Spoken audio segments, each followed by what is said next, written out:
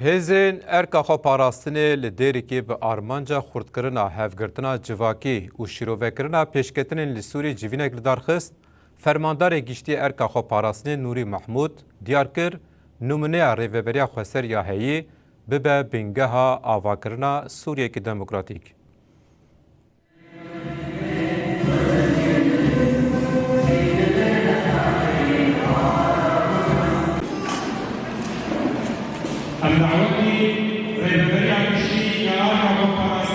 Gelme temizliğe gidelim sanırım. Hatta rakamı da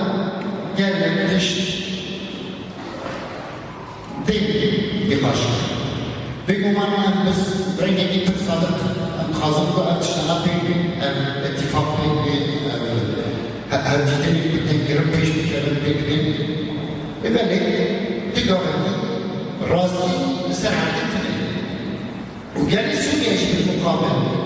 جماعي الإقليم شارع سنين تجمع demek ki inşa Suriye avakerina Suriye'nu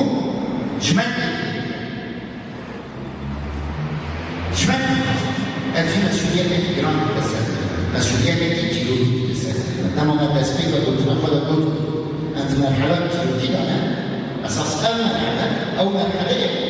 المبادئ المقاييس فيها من أخلاقية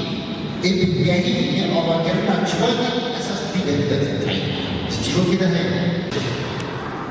أما مرحلة تشتغل ويبقى بالله السلام صار الكشف شوية أنت هزم فلسطين هزم فلسطين أنا فلسطين أم في رجل صادقين هيك إذا ما هذا التشريع رجع ربط رجع لسوريا التشريع قانونا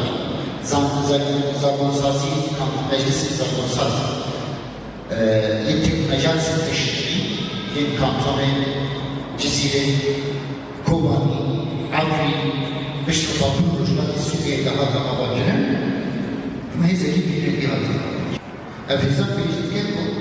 بما بالنهاية ارتشا سوريا